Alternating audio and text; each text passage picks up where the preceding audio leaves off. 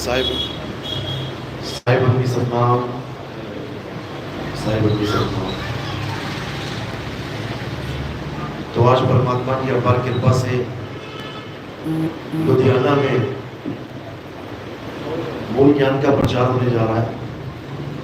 बहुत बड़े भाग हैं उन जीवों के जो इस मूल ज्ञान को एक बार भी सुन पाते हैं अपने पूरे जीवन काल में, और उससे भी बड़े भाग होते हैं उन जीवों के जो इस ज्ञान को थोड़ा सा भी समझ पाते हैं। क्योंकि दुनिया में अनंत प्रकार का ज्ञान है। हर धर्म में, हर देश में आप देखेंगे कि अलग अलग प्रकार का ज्ञान, अलग अलग प्रकार का विश्वास, अलग अलग प्रकार के भगवानों को पूजा जा रहा है। कोई किसी देव की पूजा कर रहा है, कोई किसी देव की पूजा कर रहा है, कोई कहीं पे माथा झुका रहा है, कोई कहीं पे माथा झुका रहा है। ये पूरे संसार में अनंत प्रकार का ज्ञान चल रहा है। लेकिन ऐसा नहीं था कि ये शुरू से ही सब अलग अलग थे। कबीर साहब कहते हैं, उतरे एक ही घाट से, आए एक ही बाट, और बीच में दुविधा पड़ गई, हो गए 12 बाट।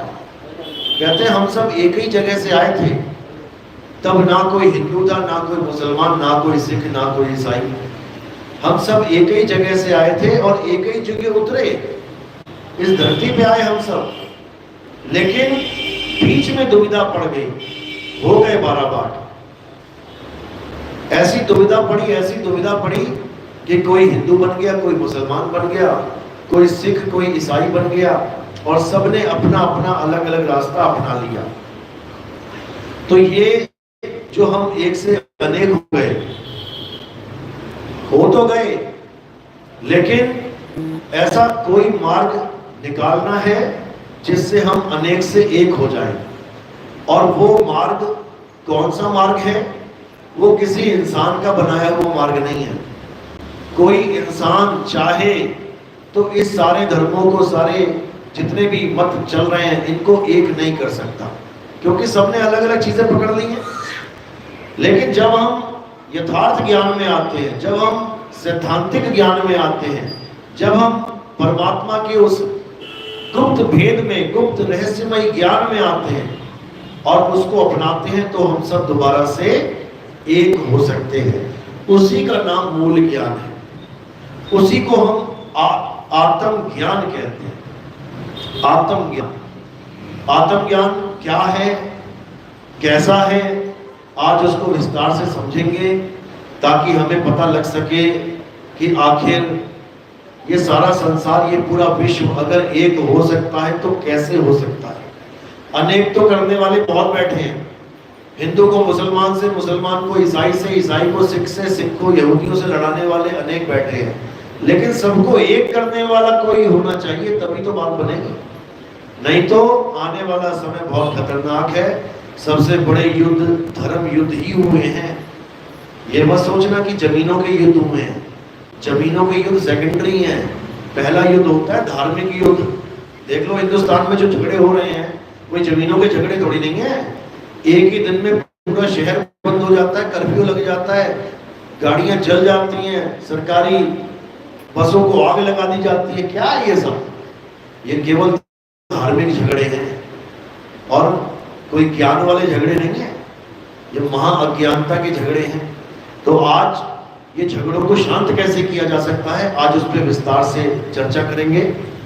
और हमारे संतों की वाणियों को, हमारे पवित्र ग्रंथों की वाणियों को, जैसे गीता है, बाइबल है, कुरान है, इससे सार निकाल के देंगे कि आखिर सार क्या है, सार संदेश क्या है। कहते हैं इस्लाम अमन का नाम है, हमारा धर्म वसुधैव कुटुंबकम। ईसाइयों में कहते हैं जीसस को एक गाल पे झापड़ मारा, दूसरा आगे कर दिया। सिखों में कहते हैं कि दूसरों के लिए अपने प्राण तक निछावर कर दिए गुरुओं ने। तो कहाँ गई वो भावनाएं आज? कहाँ छुप गई ये भावनाएं आज जाके? आज एक दूसरे का सिर फोड़ने को हम धर्म कहते हैं कि मैं कट्टर हूं तो मैं ज्यादा फोड़ूंगा। इसको दिमाग से निकालना है और प्रेम का एक संदेश पूरे विश्व में पहुंचाना है, क्योंकि हमारा देश विश्व गुरु है और इसका मूल सिद्धांत वसुधैव कुटुंबकम है, यानी सारा विश्व हमारा परिवार है। तो अगर हमारे देश से वो चिंगारी नहीं निकलेगी सारी दुनिया को एक करने की, तो कहां से निकलेगी? यहीं से निकलेगी। इसी को गजवाए हिंद बुलाए। आपने सुना होगा गजवाए हिंद, सुन के बड़ा करंट लगता है कि नहीं नहीं नहीं, हम नहीं होने देंगे गजवाए हिंद। लेकिन अभी किसी को गजवाए हिंद का मतलब तक नहीं पता। और जो मुसलमान ये कहते हैं कि हिंदुस्तान को इस्लामिक कंट्री बनाना गजवाए हिंद है, उनसे बड़ा मूर्ख कोई नहीं है इस दुनिया में। आप देखेंगे जो समझदार मुस्लिम है, जो कुरान बाइबल सब ग्रंथों को पढ़ के बैठा है, हदीसों को पढ़ के बैठा है, आप उनसे एक बार पूछेंगे ना कि गजवाए हिंद कहते किसे हैं, वो क्या जवाब देंगे आपको कि भाई इस चीज को गलत फहमी में मत लेना बिल्कुल भी कि गजवाए हिंद का मतलब है हिंदू राष्ट्र को मुस्लिम राष्ट्र बना देना। बिल्कुल नहीं। वो क्या बोलेगा कि हदीसों में ये कहानी आती है, पूछा जाता है, लोग पूछते हैं किससे? मोहम्मद साहब से। मोहम्मद साहब क्या करते थे? अरब देश में खड़े होके हिंदुस्तान की तरफ देखते थे, यानी पूरब दिशा की तरफ देखते थे। जब वो पूरब दिशा की तरफ देखते थे तो उनको खुशबू आती थी। जब उनको खुशबू आती थी तो वो मुस्कुराते थे। तब लोग उन्हें पूछते थे कि मोहम्मद साहब जी, आप पूरब दिशा की तरफ देख के मुस्कुराते क्यों? तब उन्होंने क्या बोला उस समय पे, 1400 साल पहले? कहते तुम्हें नहीं पता, हिंदुस्तान से एक ऐसा ज्ञान उजागर होगा, हिंदुस्तान से एक ऐसा ललकार ज्ञान का युद्ध होगा जो सारी दुनिया को फतेह कर लेगा। उसी को गजवाए हिंद नाम दिया गया है, और वो किसी और का नहीं, वो हमारे 10वें अवतार कल्कि भगवान का जिक्र है। कहां पे आएंगे कल्कि भगवान? हिंदुस्तान में, संभल में।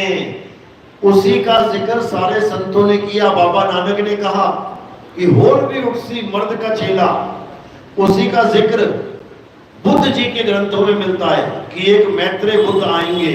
उसी का जिक्र ईसाइयों में मिलता है कि बाइबल में बोला है कि second coming, Jesus second coming आएंगे, घोड़े पे बैठ के आएंगे, तलवार लेके आएंगे। उसी का जिक्र इमाम मेहदी के रूप में बोला गया है कि घोड़े पे बैठ के आएंगे, तलवार लेके आएंगे। उसी का जिक्र यहूदियों में बोला गया है कि इलियास नाम का एक शख्स आएगा जो सारी दुनिया में अमन शांति को ले आएगा। इससे ये तो समझ में आता है कि हर धर्म जितने भी दुनिया में चल रहे हैं ये सब चाहते तो शांति ही है। इसलिए इन्होंने एक ऑप्शन छोड़ रखी है जो पूरे विश्व को शांति की लहर में लेके आएगा। हिंदुओं ने उसको कल्कि अवतार बताया, मुसलमानों ने उसको इमाम मेहदी बताया, ईसाइयों ने उसको जीसस सेकंड कमिंग, एक बार जा चुके हैं लेकिन फिर भी आस लगा के बैठे कि आएंगे दोबारा। इनसे पूछो कोई आया दोबारा मरने के बाद? लेकिन फिर भी आस लगा के बैठे हैं। क्यों? क्योंकि जीसस ने भी कहा कि मेरे जाने के बाद एक बार फिर से ये ज्ञान उजागर होगा पूरे संसार में। महात्मा बुद्ध ने बोला कि मैं तो चला जाऊंगा लेकिन एक बुद्ध और आएगा। क्या नाम बताया उसका? मैत्रेय बुद्ध। नेट पे सर्च करोगे मिल जाएगा।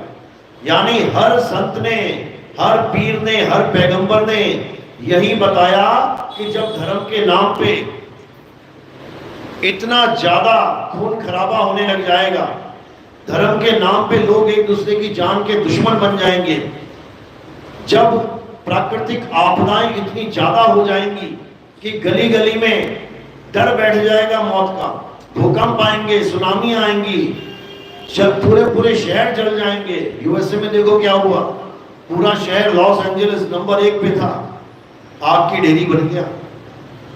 उसके बाद इस संसार में एक ऐसी गूंज गूंजेगी जो पूरे विश्व को एक कर देगी।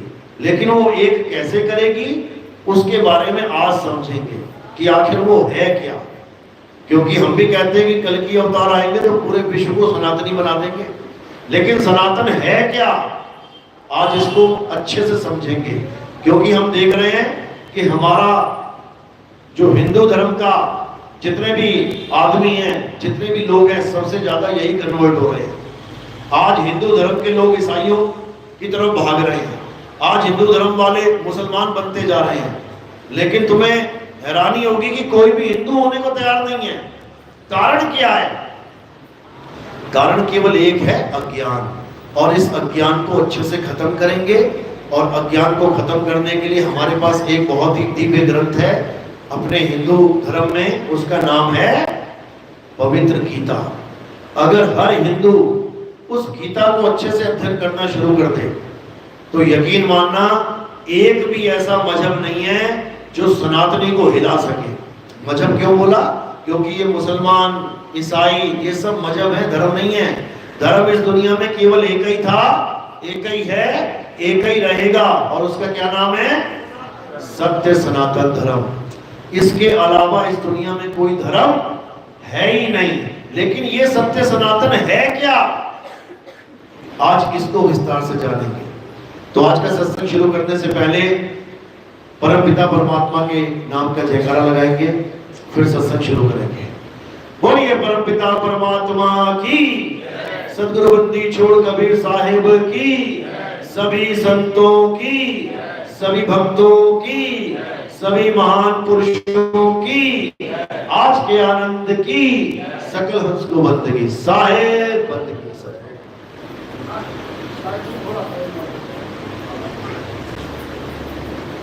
तो आज इस मूल ज्ञान का उद्घोष लुधियाना में होने जा रहा है। इधर से जय सतनाम, जय साहेब, जय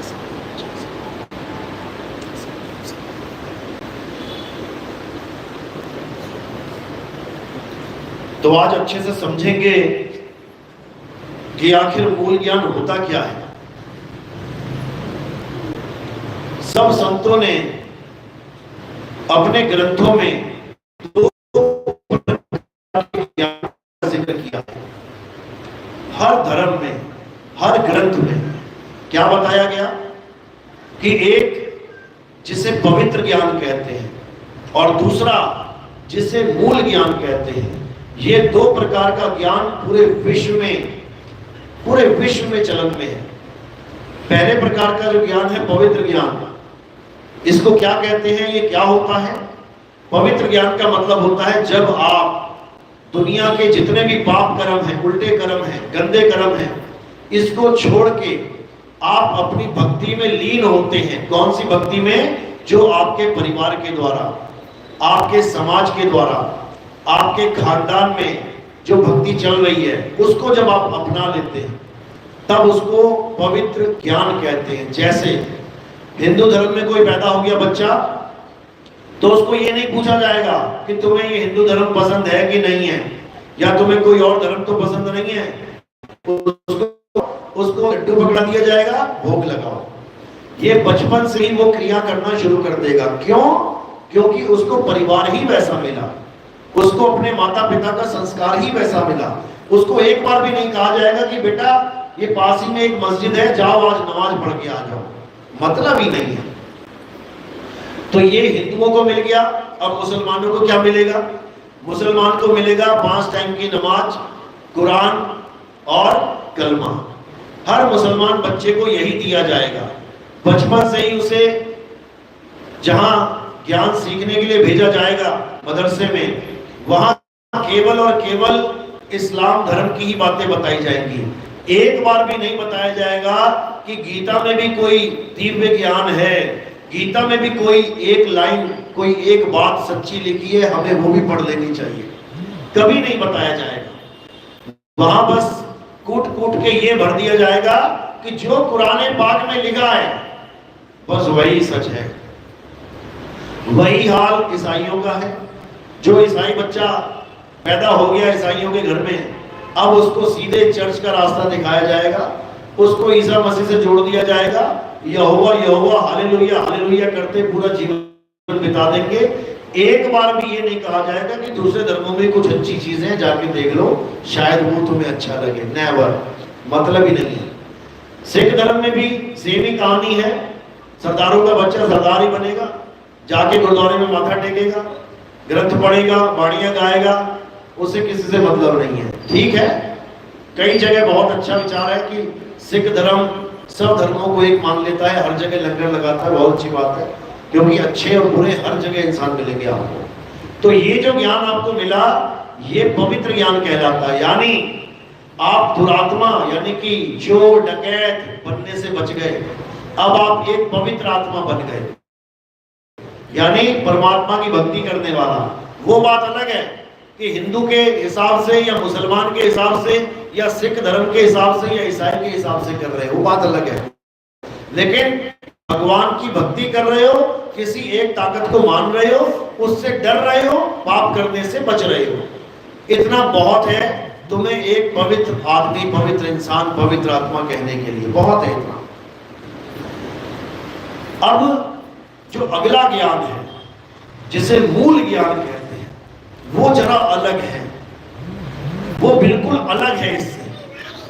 उसमें किसी हिंदू, किसी मुस्लिम, किसी सिख, किसी ईसाई की किसी ज्ञान की जरूरत पड़ती ही नहीं है।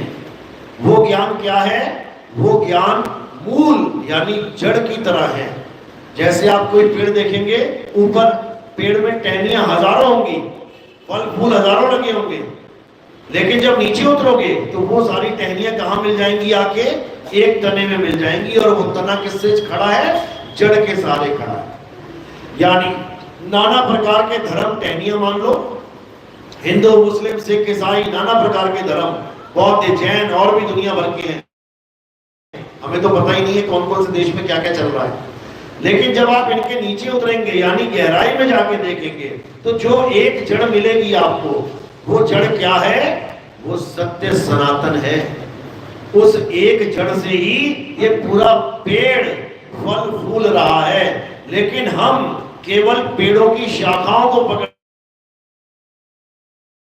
भूल गए हैं। बस यही कारण है कि समाज में आज, देशों में जितने भी धर्म के नाम पे अलग अलग अलग अलग संस्थाएं चल रही हैं, ये सब अपनी जड़ को भूल गए हैं। और जड़ क्या है? जड़ है आत्मा।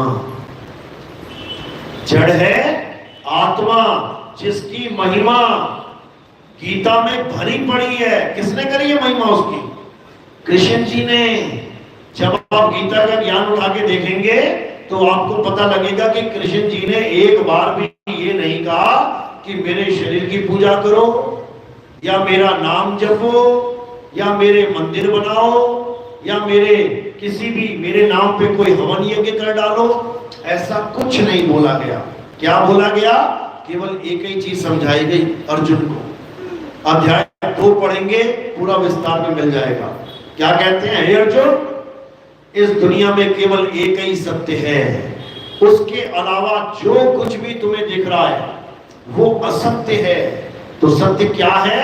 हे अर्जुन, केवल आत्मा ही सत्य है। और किसके लिए सत्य है? हिंदुओं के लिए? बिल्कुल नहीं। वो आत्मा मुसलमानों के लिए भी सत्य है, ईसाइयों के लिए भी सत्य है, सिखों के लिए भी सत्य है। वो आत्मा सब जीवों के लिए सत्य है। क्यों? क्योंकि आत्मा ही है जो हम सब का जीवन का कारण है। आज हमारा शरीर चल रहा है किसकी वजह से? आत्मा की वजह से। आज हम जयकारे लगा रहे हैं, जय श्री राम।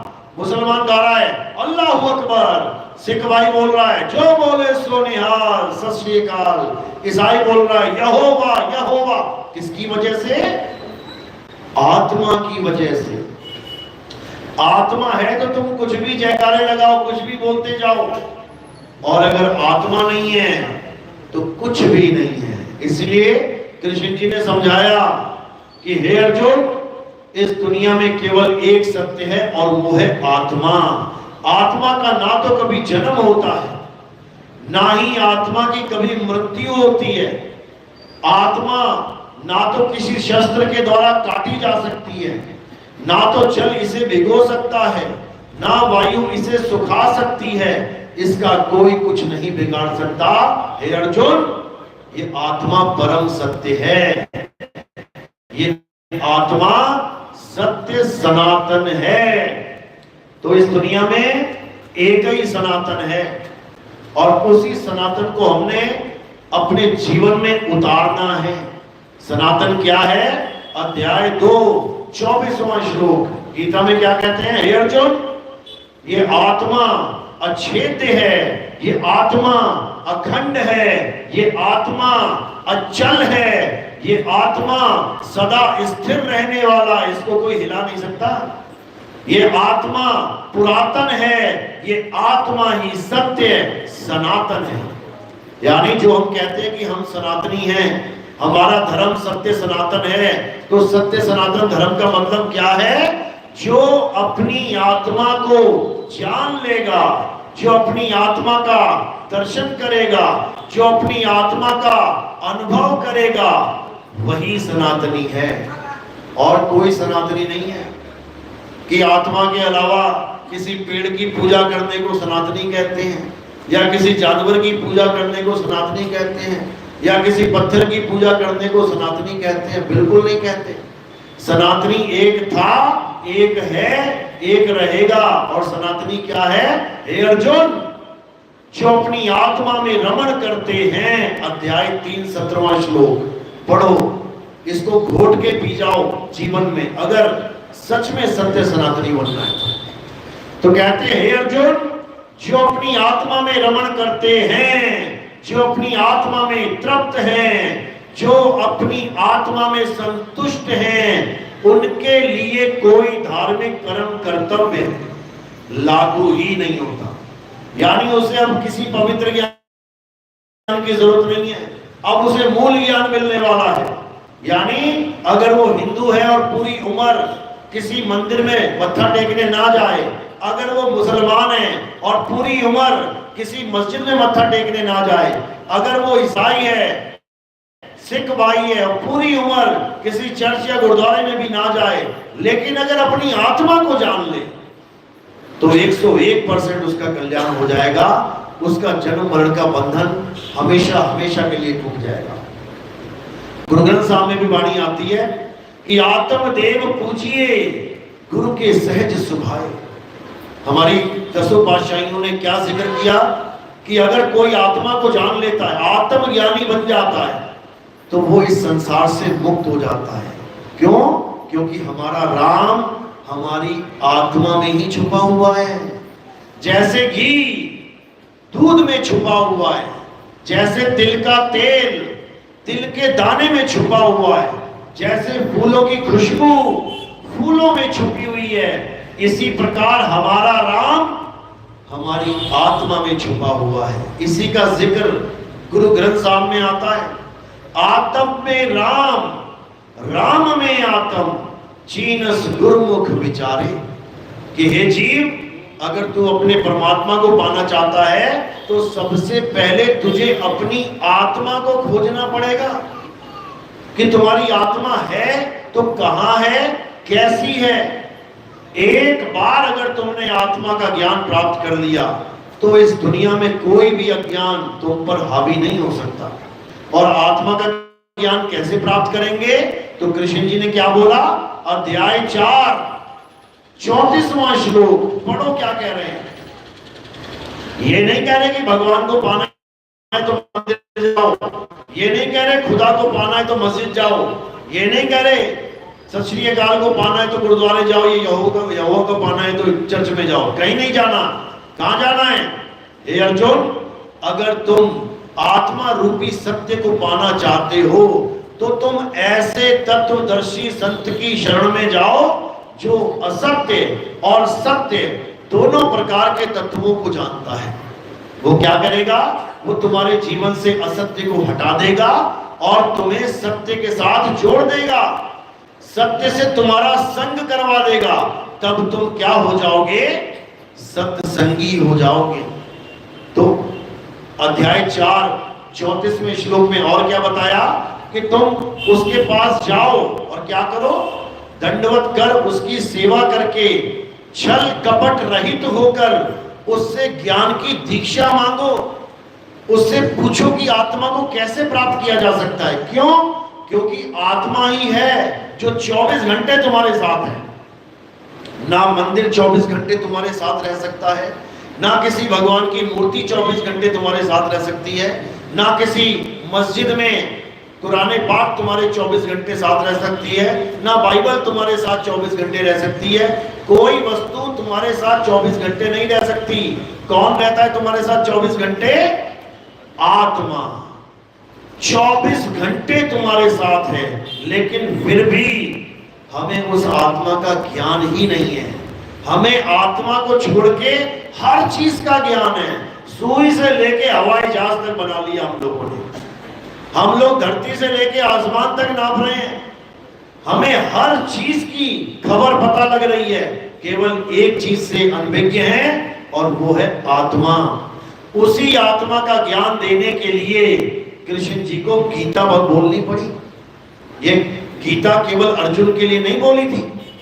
अगर केवल अर्जुन के लिए बोली होती तो हम तक गीता कभी पहुंच ही ना पाती। असल में ये गीता किसके लिए बोली गई? ये गीता पूरे विश्व के लिए बोली गई है, ताकि पूरा विश्व इस गीता के ज्ञान को समझे और ये जितना भी धर्म के नाम पर मतभेद है ये सब खत्म हो जाए और सब वापस से सत्य सनातनी हो जाएं। क्योंकि अभी क्या बन बैठे हैं? अभी सत्य सनातन को भूल गए हैं और क्या पकड़ लिया है? ये मेरा धर्म, ये तेरा धर्म, ये उसका धर्म, ये फलाना, ये ठिकाना धर्म। धर्म केवल एक था, एक है और एक रहेगा, और वो है सत्य सनातन धर्म।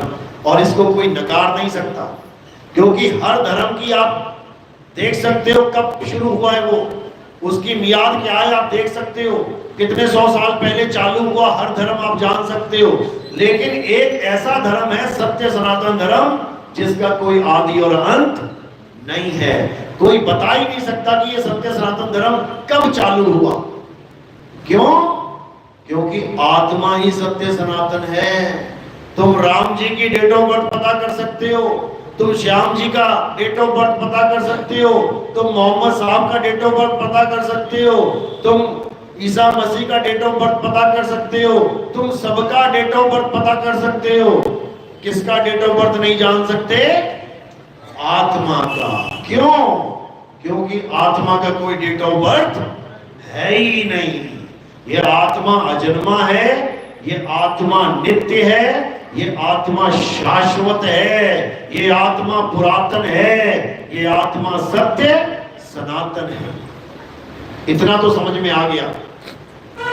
लेकिन अब आत्मा का ज्ञान क्या है? आत्मा का ध्यान क्या है? आत्मज्ञानी करता क्या है? अब इसको समझना है। जैसा कि नाम में ही अर्थ छुपा है, आत्मा। आत्मा का मतलब क्या होता है? आत्म में आ। आत्म मतलब खुद में। जब हम कहते हैं अपनी आत्म कथा लिखो, तो किसकी कथा लिखते हो? गांधी जी की, नेहरू जी की? किसकी लिखोगे? खुद की। आत्म कथा यानी खुद की कथा। अगर कोई कहे कि मैं आत्महत्या करना चाहता हूं, तो किसकी हत्या करना चाहता है वो? पड़ोसी की? किसकी? खुद की। अगर कोई कहे कि मैं आत्म रक्षा के लिए ये पिस्तौल लेके घूम रहा हूं, तो किसकी रक्षा के लिए घूम रहा है? पड़ोसियों की या गांव वालों की? खुद की। जहां आत्म शब्द जुड़ जाए वहां खुद से मामला जुड़ जाता है। जैसे कोई कहे मैं आत्मनिर्भर हूं, इसका मतलब क्या है? वो अपने चाचा ताया दादा पे निर्भर है। किस पे निर्भर है वो? खुद पे। तो जहां पे आत्म जुड़ गया, समझ लो तुम्हारी खुद की बात चल रही है वहां पे, किसी और की नहीं। इसी प्रकार जब हम कहते हैं कि आत्म ज्ञान, आत्म ज्ञानी, तो वो किसकी बात चल रही है? खुद की। आत्म ज्ञानी कभी किसी दूसरे का नाम नहीं जपता। आत्म ज्ञानी कभी किसी दूसरे की पूजा नहीं करता। आत्म ज्ञानी आत्मा के अलावा और किसी भगवान को नहीं मानता। क्यों? कारण क्या है? क्योंकि जितने भी भगवान, जितने भी आपको दिखाई दे रहे हैं, इन सब का आना और जाना निश्चित है। सब एक दिन आएंगे और अपनी लीला खत्म करके एक दिन चले जाएंगे। लेकिन आत्मा ना कभी आती है ना कभी जाती है, आवे ना जावे, जन्मे नहीं मरे सो निज पीव हमारा हो। यानी वो सदा सदा अचल अखंड अविनाशी है। उस आत्मा की महिमा ही गीता में गाई गई है। उस आत्मा की ही महिमा अष्टावक्र गीता में गाई गई है। उस आत्मा की महिमा वशिष्ठ गुरु ने गाई है। राम जी को जो ज्ञान दिया आत्मा का ही ज्ञान दिया। उस आत्मा की महिमा संदीपन जी ने गाई है। उस आत्मा की महिमा कबीर साहब, नानक जी, रविदास जी महाराज, मीराबाई ने गाई है। लेकिन दुख के साथ कहना पड़ता है कि हमें आत्मज्ञान की अभी ABCD भी नहीं पता। आत्मा नाम सबने सुना है? सबने सुना है ना? अपनी अपनी आत्मा लेके आए हो? कितनी भारी है, उठा के लानी पड़ी क्या? लेके आए हो साथ में? देख लो कहीं भूल ना गए हो, घर में किसी की रह गई हो। सब लेके आए हो? एक बार छू के देखो एक दूसरे के पास आत्मा है? कैसे बताओगे? क्या प्रमाण है? क्योंकि तुम हिल रहे हो, तुम गर्दन हिला रहे हो, आंखें चल रही हैं, हाथ हिल रहा है, पैर हिल रहे हैं, जुबान चल रही है। इसका मतलब आत्मा है। और जब आत्मा नहीं होगी ना शरीर में तो क्या होगा? आंख हिलेगी नहीं, आंख तो होगी, हिलेगी नहीं। जुबान तो होगी, चलेगी नहीं। पैर तो होंगे, हिलेंगे नहीं। हाथ तो होंगे, उंगलियां होंगी, पर हिलेंगी नहीं। मतलब आत्मा ने शरीर को छोड़ दिया है। तो किसकी वजह से ये शरीर चल रहा है?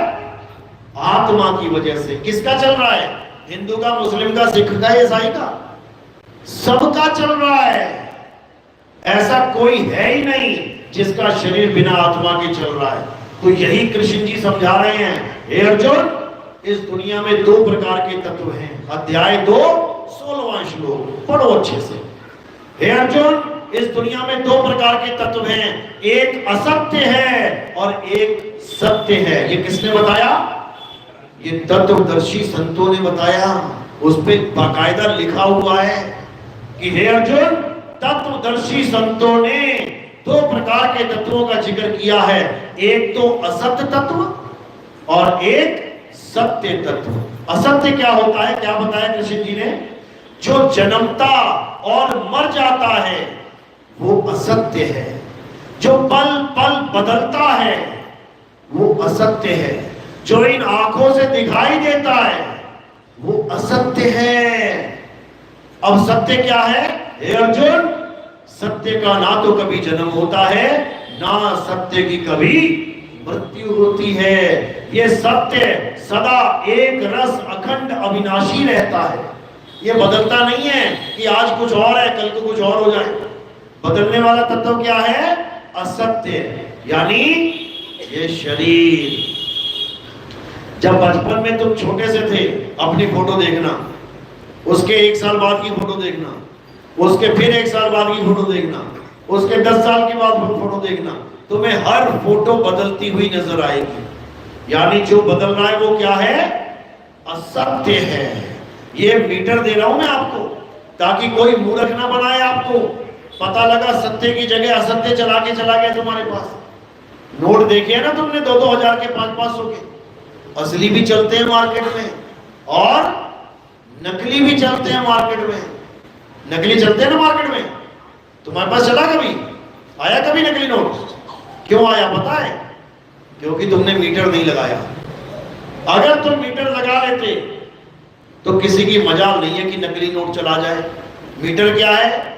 नकली नोट को परखने का 3, 4, 5 निशानियां होती है नोट में। थोड़ा टेढ़ा मेढ़ा किया और घुमाया, उस पे गुप्त नंबर दिखाई देने लग जाता है। गांधी जी के कान के पास 100 लिखा होगा, 500 लिखा होगा। उसमें एक लाइन होती है, वो लाइन दिखती है। यानी 5-6 निशानियां जब तुम देख लेते हो, परख लेते हो, उसके बाद तुम निसंदेह, कोई संदेह नहीं रहता, वो नोट सीधे जेब में डाल देते हो। अगर तुमने नहीं परखा तो याद रखना 99.99% ये नकली हो सकता है। इतना समझ लो। तो इसी प्रकार कृष्ण जी समझा रहे हैं कि इस दुनिया में 2 प्रकार के तत्व हैं। हमने कौन सा तत्व धारण करना है ये समझा रहे हैं। तो पहला तत्व वो है जो जन्मता और मर जाता है, जो बनता और बिगड़ता है, यानी ये शरीर। यानी कि अगर कोई शरीर की पूजा कर रहा है, अगर कोई शरीर को भगवान मान रहा है, तो समझ जाना वो असत्य की पूजा कर रहा है। क्यों? क्योंकि ये शरीर जन्मता और मर जाता है, ये शरीर पल पल बदल जाता है। आप देखोगे बचपन में छोटी सी फोटो होगी, किसी की भी पूजा करते हो आप, और देखोगे वो बढ़ रहा है, धीरे धीरे धीरे धीरे बड़ा हुआ, बड़े से जवान हुआ, शादी ब्याह होगी, बूढ़ा हो गया, यानी बदल रही है चीज। और जो बदले सो माया, ये माया बदल रही है। और तुम गलती से अज्ञानता के कारण माया की पूजा में लग गए हो। अब जब माया की पूजा करोगे तो क्या मिलेगा अंत में? माया ही मिलेगी, समझ लो। सोने की खान खोदोगे तो क्या मिलेगा? सोना। और कोयले की खान खोदोगे तो क्या मिलेगा? कोयला। समझ लो। आम का पेड़ बोओगे तो क्या मिलेगा? आम। और बबूल का बोओगे तो क्या मिलेगा? बबूल। तो कृष्ण जी तत्वदर्शी संतों के आधार से हमें समझा रहे हैं कि आखिर हम पूजा करें तो करें किसकी। तो अगर हम शरीरों की पूजा करते हैं, किसी भी शरीर की, केवल मेरा तुम्हारा नहीं, सारे ही शरीर नाशवान हैं, सारे ही शरीर बदलते हैं, माया है। कृष्ण जी समझा भी रहे हैं, हे अर्जुन, ये जो मेरी माया तुम्हें दिखाई दे रही है, यानी मेरा जो शरीर तुम्हें दिखाई दे रहा है, ये मेरा सत्य स्वरूप नहीं है। अगर मुझे जानना चाहते हो तो तुम किसी तत्वदर्शी संत के पास जाओ, वो तुम्हें बताएगा कृष्ण क्या है। कहीं ये शरीर को कृष्ण मान के मत बैठ जाना। इसके पैर में तो तीर लग गया था, शरीर खत्म हो गया था, समझ लो। सत्य वो है जिसके तीर छू नहीं सकता। नैनम छिन्दन्ति शस्त्राणि, शस्त्र छू नहीं सकता। नैनम दहति पावका, आग जला नहीं सकती। न चैनम क्लोदन तापे, ना शोषयति मारुता, हवा सुखा नहीं सकती, जल भिगो नहीं सकता। वो है सत्य। लेकिन उसको पाए कैसे? क्योंकि इस असत्य की दुनिया में हम रह रहे हैं। आंखों से दिखने वाली हर चीज असत्य है। देखो खुली आंखों से क्या दिख रहा है? जो दिख रहा है तुम्हें वो झूठ है, और जो नहीं दिख रहा है वो सत्य है। नहीं, क्या नहीं दिख रहा? आत्मा नहीं दिख रही है। पंखा दिख रहा है, रॉड दिख रही है, बल्ब दिख रहा है, सब दिख रहा है। क्या नहीं दिख रहा है? करंट नहीं दिख रहा है। और जो नहीं दिख रहा है वही सब दिखने वाली चीजों को चला रहा है। बस इतना समझ। जो आत्मा नहीं दिख रही है वही सबको चला रही है। क्या हिंदू, क्या मुसलमान, क्या सिख, क्या ईसाई, वो इतना भी भेदभाव नहीं कर रहे, इतना भी भेदभाव नहीं कर रही वो। और उसे इससे कोई फर्क पड़ता भी नहीं है कि तुम किसकी पूजा कर रहे हो, किसकी नहीं। उसको कोई मतलब नहीं है इससे कि हिंदुस्तान में हो और मुगल आ गए, राम मंदिर तोड़ रहे हैं, तो मैं इसके हाथ रोक दूं, मैं इसको ताकत देना बंद कर दूं। वो आत्मा इन चक्रों से बहुत ऊपर है, समझ लो। वो सबको पावर दे रही है। मुसलमान हिल रहा है आत्मा की वजह से, हिंदू हिल रहा है आत्मा की वजह से, सिख ईसाई हिल रहे हैं आत्मा की वजह से। इसी आत्मा की महिमा सब संतों ने गाई है। अब करना क्या है? इसी आत्मा को जानना है। जब लगना चीनोगे आत्म, तब लगना मिली है परमात्म। आत्म चीने परमात्म चीने, संत कहा वह सोए, और यह भेद काया से न्यारा, बूझे बिरला को। यानी शरीरों की पूजा करने वाले तो बहुत मिल जाएंगे, लेकिन आत्मा की पूजा करने वाला बिरला। कहते हैं लाखों करोड़ों में कोई एक होगा जो तुम्हें आत्म ज्ञान समझा दे, नहीं तो ये समझ में नहीं आता मेरे भाई। तो इसी आत्मा की महिमा सब संतों ने गाई। इसी आत्मा को सत्य सनातन बोला जाता है। तो असत्य क्या है? ये काया असत्य है। और क्या असत्य है? अब जो पेड़ों की पूजा कर रहे हैं, कोई पीपल की, कोई तुलसी की, आज वो हरी भरी है, कल देखोगे सूख गई, हरा पत्ता पीला हो गया, यानी बदल गई। जो बदले सो माया, वो असत तत्व है। असत्य की पूजा करोगे असत्य ही प्राप्त होगा, इसकी पूजा नहीं करनी है। अब आगे बढ़ते हैं। आगे क्या है? ये नाम, ये जितने भी नाम आप बोल रहे हो, A to Z किसी भी धर्म का कोई भी नाम जो जपने में आ रहा है, अब उसको बोल के देखो कि क्या वो बदल तो नहीं रहा। ये मीटर दे रहा हूं आपको मैं, जो चीज बदल जाए वो सत्य नहीं हो सकती। आपका कोई दोस्त भी है, कहीं कोई चक्कर पड़ गया पुलिस का, अब वो जाके उसने गवाही दे दी तुम्हारे पक्ष में, और कल को वो बदल जाए, तुम क्या कहोगे? बड़ा झूठा आदमी है तू तो यार, यानी तू सच्चा नहीं है, तू सत्य नहीं है। अगर तू सत्य होता तो दुनिया इधर से उधर हो जाती, लेकिन तू ना बदलता। लेकिन तू बदल गया, इसका मतलब तू असत्य है, झूठा है। यही मीटर है। कृष्ण जी गीता में यही समझा रहे हैं। और कोई गीता ऐसा ज्ञान नहीं है कि तुम पढ़ दो तुम्हारी मुक्ति हो जाएगी, ऐसा कुछ नहीं है। गीता का ज्ञान क्या है कि तुम जीते जी अपनी आत्मा को जान लो। जिसने अपनी आत्मा को जान लिया, समझ जाना उसने कृष्ण जी को जान लिया। और जो कृष्ण जी को शरीर मान के बैठा है, 2 हाथ 2 पैर सिर पेट कंधे जांग, वो माया को ही कृष्ण मान बैठा है। क्योंकि ये काया ही माया है। ये 5 तत्व और 3 गुणों की माया है। इसीलिए इसे 8 अंगों की अष्टांगी देवी कहते हैं। माया का ही नाम क्या है? अष्टांगी देवी। 8 अंग कौन से हैं उसके? लोगों ने हाथ बना दिए। हाथ 8 नहीं है, 8 अंग हैं उसके। कौन कौन से? 5 तत्व 3 गुण, यानी आकाश वायु अग्नि धरती जल, ये 5 तत्व और 3 गुण, यानी पैदा होना रजोगुण, पलना सतोगुण और नाश हो जाना तमोगुण। ये सारा संसार अष्टांग है। 8 अंग है संसार के। ये सारा संसार 5 तत्वों से बना है और 3 गुणों से चल रहा है। सूरज उगता है सुबह, रजोगुण है। दोपहर में तपता है, सतोगुण है। रात को ढल जाता है, तमोगुण है। ये 3 गुणों में ही सारी सृष्टि चल रही है। भूतकाल, भविष्यकाल, वर्तमान काल, ये 3 गुण हैं। इसी 3 गुणों में सारा संसार लिप्त है। तो क्या बोल रहे हैं गीता में? हे अर्जुन, जो मेरी त्रिगुणी माया को लांग नहीं पाते, वो जन्मों जन्म 84 लाख जन्मों में भटकते हैं। और जो तत्वदर्शियों के बताए मार्ग पे चलते हैं, सत्य को खोज लेते हैं, आत्मा को जान लेते हैं, वो मेरी त्रिगुणी माया को सहज ही लांग जाते हैं। कितना स्पष्ट बता दिया। इतना खुलासा किसी और ग्रंथ में नहीं मिलेगा तुम्हें, कि तुम बाइबल पढ़ लो, कि तुम कुरान पढ़ लो, कि तुम कोई और ग्रंथ पढ़ लो। गीता में इतना खुलासा कर रखा है कि अगर कोई तत्वदर्शी संत की शरण में बैठ के गीता पढ़ ले तो आपका जन्म सफल ना हो जाए तो कहना। तुम्हें किसी और धर्म में जाने की, छोड़ो, देखने की जरूरत नहीं पड़ेगी। क्योंकि सनातन धर्म अपने आप में इतना समृद्ध है कि आप सोच भी नहीं सकते। तुम आत्मा के बारे में सोच भी नहीं सकते। कैसी होगी आत्मा?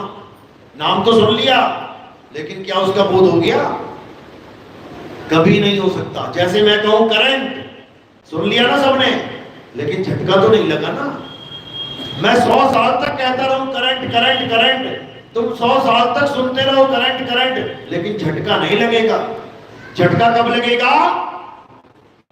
जब तुम करंट को छूओगे और एक पल में ज्ञान हो जाएगा। फिर कहना नहीं पड़ेगा, बेटा जो तूने पकड़ा है इसे करंट कहते हैं। उसी वक्त एक तत्क्षण में उसको पता लग जाएगा, बाप रे बाप ये है करंट। नहीं तो सारे मिलके भी उस एक आदमी को समझाना शुरू कर देना जिसको करंट का झटका नहीं लगा है, तुम्हारा सारा जन्म बीत जाएगा समझाते समझाते कि करंट क्या होता है, लेकिन वो समझ नहीं सकता। जब समझेगा तो एक पल में समझ जाएगा कि बेटा वो बोर्ड लगा है ना, उंगली डाले उसमें, तुझे अभी बताते हैं करंट क्या होता है। तो जो उसको ज्ञान सुनने में आया वो ज्ञान अनुभव ज्ञान नहीं है, जो उसको अनुभव में आया वो तत्व ज्ञान है, समझ लो। तो उसी जल में मीन प्यासी, देखत आवे हासी, आत्म ज्ञान के कभी काबा कभी काशी। कह रहे आत्म ज्ञान बिना नर भटके। जिस परमात्मा को तुम पाना चाहते हो वो तुम्हारी आत्मा में विराजमान है, लेकिन तुम उसे ढूंढने के लिए कहां कहां जा रहे हो। कभी किसी पहाड़ पे चढ़ जाते हो, कभी किसी रेगिस्तान में भाग जाते हो, कभी जंगलों में दौड़ जाते हो, कभी किसी नदियों में डुबकी मारने लग जाते हो, फिर वहां पे हादसे होते हैं, फिर हाहाकार होती है, फिर सरकारों पे उंगलियां उठाओ कि भाई उनकी वजह से मारे गए। मारे तुम अपने अज्ञान की वजह से गए हो। अगर तुम्हें आत्मा का ज्ञान हो जाए तो बताओ आत्मा तुम्हारे साथ कहां नहीं है। जहां तुम बैठे हो आत्मा वही है, जहां तुम खड़े हो आत्मा वही है। तुम आत्मज्ञानी बनो तो सही, लेकिन नहीं, आत्मज्ञानी नहीं बनना है। क्या करना है? वही जो पहले से चलता आ रहा है वही चलने देंगे। आत्मज्ञान लुप्त होने के बाद ही ये सारे धर्म, ये सारे पंथ प्रकाश में आए हैं। आत्मज्ञान खत्म हो गया तो नाना प्रकार का ज्ञान लिखना शुरू कर दिया लोगों ने। अगर एक आत्मज्ञान दोबारा से उजागर हो जाए तो बताओ दूसरी ऐसी कौन सी चीज है जो आत्मा के सामने खड़ी हो सकती है। क्योंकि इस दुनिया में चीजें ही दो हैं, एक असत्य और एक सत्य। जब सत्य ही आ गया तो फिर किसके आगे माथा झुकाओगे भाई? समझ लो, रात में अंधेरे में चांद और तारे ये सब बढ़ियाई खाते हैं। हम बहुत तेज हैं, हम बहुत चमकते हैं, हमारा बहुत अच्छा प्रकाश है, लेकिन जब सुबह सूरज उग जाता है तो ये सब प्रकाश खत्म हो जाता है। इसलिए इस दुनिया में सबसे बड़ा ज्ञान, सबसे ऊंचा ज्ञान, सबसे श्रेष्ठ ज्ञान कौन सा है? आत्म ज्ञान। इसके अलावा सब झूठ है, सब झूठ है।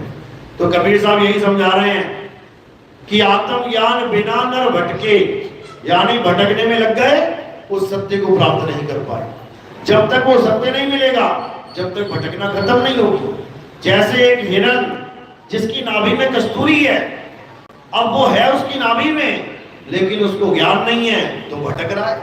तो कबीर साहब समझा रहे हैं, कस्तूरी कुंडल बसे और मृग ढूंढे वन माही, ऐसे रमता राम है ये दुनिया जाने नहीं। यानी वो रमता राम सब में रमा हुआ है। उसका नाम राम रखा ही इसलिए है क्योंकि राम का मतलब होता है जो सब में रमा हुआ है। विष्णु का मतलब होता है जो विश्व के हर अणु में रमा हुआ है, जिसको उसने जीवित कर दिया है। ये अणुओं से बना है तुम्हारा शरीर। देखो कैसे जीवित हुआ बिक रहा है, गली गली में पाखंडवाद बिक रहा है। भगवान के नाम पे, अल्लाह के नाम पे क्या क्या चला रखा है, तुम सोच के हैरान हो जाओगे। इतना कुछ इस दुनिया में चला रखा है केवल एक ज्ञान के लुप्त हो जाने पर, और वो क्या है? आत्मज्ञान। और जैसे ही आत्मज्ञान आ गया अब तुम्हें किसी और ज्ञान की जरूरत नहीं, ये सब खत्म हो जाएंगे और एक आवाज जिसको सतनाम कहते हैं, उसी एक आवाज का झंडा सारे संसार में चलेगा। चलो, तो आज का सत्संग यही समाप्त करते हैं और अब आरती का समय है। आरती कैसे करनी है, किसकी करनी है? हमारे यहाँ आरती किसी फोटो की, किसी कैलेंडर की, किसी जड़ वस्तु की नहीं होती है। हमारे आरती होती है आत्मदेव की, आत्मा की आरती होती है। तो आत्मा ही हमारा गुरु है, शरीर हमारा गुरु नहीं है। तो आत्मा की आरती कैसे होती है? थोड़ा सा फूल उठा के मेरे सिर पे रखना है। सिर पे क्यों रखा गया? क्योंकि शरीर पैर के अंगूठे से लेके कहां तक है? सिर की चोटी तक।